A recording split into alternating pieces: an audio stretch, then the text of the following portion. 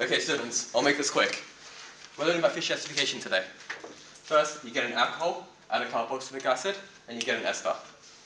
Now that's it, it's going to be in the exams, so I'll see you guys later, yeah? Hey, What do you want? Hey, you didn't teach us anything, we already knew that. Like, what are the steps, what's the catalyst in that? I'm paying you for this, you know.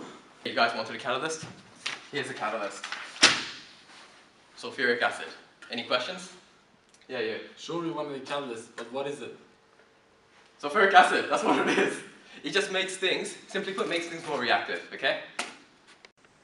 But how is it relevant to the mechanism of the esterification You talking about the sulfuric acid?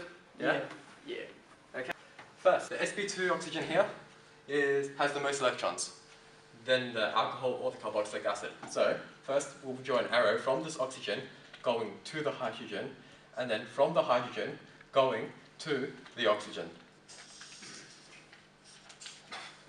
And then, after that, we'll get a new structure.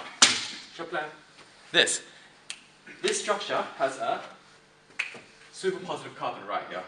A superpositive carbon. And now, since all the hydrogen disappeared, what do we get afterwards? We get a sulfonate anion.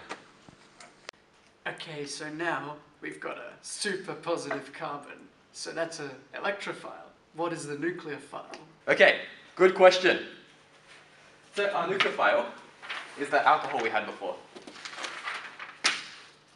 And this alcohol, the electron from this alcohol, attacks the superpositive carbon, as we can see here. So, and then it makes a tetrahedral intermediate, which looks a little something like this. Okay, now class, can someone explain to me what happens now? Does the hydrogen from the alcohol move onto the hydroxide to create a leaving group? Yes, intramolecular forces, as I've shown right here. So, what happens is, we see the arrows moving, and at the end product, we'll make water as the leaving group. Now we've got water formed over here, a good leaving group. So water would leave, making a H2O byproduct, as shown by this over here, the arrow. And there's an arrow over here.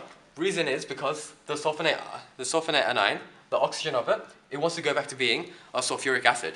So it goes from here, attacks the hydrogen, and so the bond would break, and this will go back to being a double bond, which would hence make an ester. So this is the ester from the beginning, because an alcohol and a carboxylic acid with sulfuric acid would make an ester.